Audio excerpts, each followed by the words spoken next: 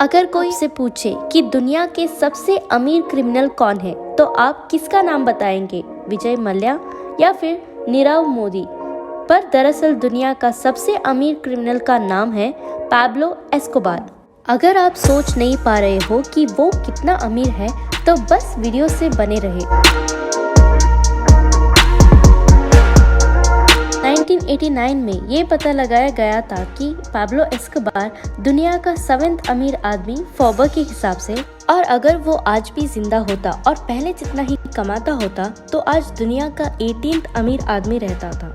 अगर आप सोच रहे हैं कि इतना उसने कैसे कमाया, तो उसके साथ मेडेलिन कार्टेल नाम का एक ड्रग ऑर्गेनाइज जुड़ा हुआ था। ये इतना अमीर कंपनी था कि ये फॉर्च्यून 500 में गिना जाता था। अगर आप नहीं जानते कि फॉर्च्यून 500 क्या है, तो बता दूं, ये अमेरिका के सबसे ज्यादा कमाने वाले 500 कंपनियां हैं।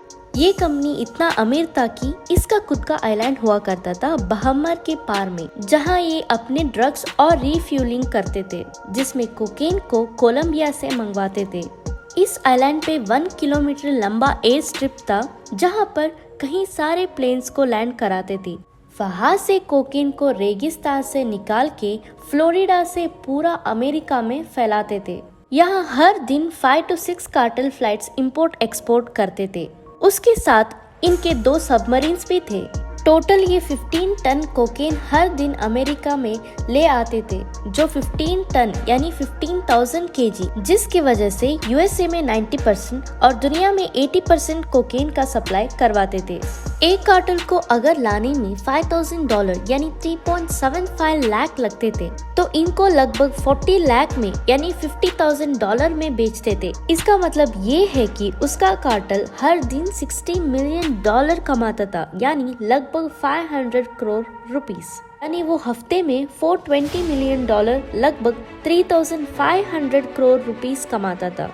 तो अब आप अंदाजा लगा दीजिए वो महीने और साल में कितना कमाता होगा। वो हर हफ्ते $1,000 यानी 75,000 सिर्फ रबर बैंड खरीदता था।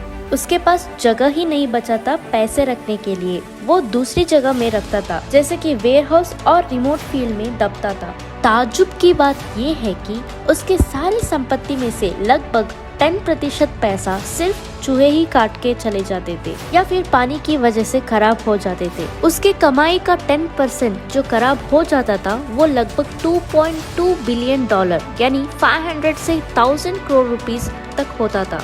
इतना नुकसान से भी उसको कुछ फर्क नहीं पड़ता था। एक बार तो उसके बेटी को ठंड लगने की वजह से वो नोट्स के बंडल को जलाकर बेटी को ठंड से बचाया था, पर वो नोट के बंडल 50,000 या 1 लाख का नहीं था, बल्कि $2 बिलियन थे। लगभग 1000 करोड़ रुपीस तक पैसे जलाए, वो भी लकड़ी ना मिलने पर। अगर कोलंबिया के एक सिटीजन एक साल में $5,000 कमाता है, तो वैसे ही लगभग 42,35,657 लोग मिलके अगर एक साल में कमाने के बाद तब जाके वो पाब्लो की कमाई को मैच कर सकते हैं। अगर यूनाइटेड स्टेट्स से कंपेयर करें, एक साल में उधर का एवरेज हाउस होल्ड इनकम है $51,000 यानी 38 लाख रुपीस। वैसे यूएस के एवरेज हाउस होल्ड 1155 ईयर्स कमाना पड़ेगा, तब जाके वो पाब्लो एस्कोबार के मेडेलिन कार्टेल के एक दिन का कमाई को मैच कर सकते हैं। पाब्लो एस्कोबार के नेटवर्थ है $30 बिलियन। वो वैल्यू इतना बड़ा है जो पूरे 2016 के जीडीपी के बराबर है।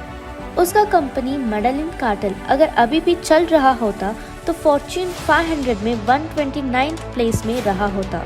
अगर ये कंपनी अभी भी चल रहा होता, तो ये कई सारे कंपनी को टक्कर देता, जैसे यूनियन पैसिफिक, स्टारबक्स, स्टेपल्स, कोल, साउथवेस्ट एयरलाइंस और फेसबुक भी। पाब्लो एस्कोबार ने लगभग 3,500 मर्डर किया था। उनमें से 500 लोग तो मेडेलिन के पुलिस ऑफिसर थे। अक्सर होता ये है कि जब कोर्ट में प्रस्तुत हो और विटनेस जब कोर्ट में बुलाया जाता है, तो कई बार ये देखा गया है कि विटनेस को कोर्ट पहुंचने से पहले ही मार दिया जाता है। लेकिन यहाँ पे एस्कोबार को कोर्ट का सेशन आया था, तब उसने कोर्ट को ही गायब कर दिया गया था उसके पैसों की ताकत से। लास्ट में 2 दिसंबर 1993 को उसको गोलियों से भून दिया गया था। उसका कार्टेल कंपनी और वेल्थ उसी के साथ ही डूब गया। इसीलिए कहते हैं इंसान जितना भी अमीर हो, दौलत हो, शौहरत हो, ताकत हो, कर्मा के सामने सबको झुकना ही पड़ता है।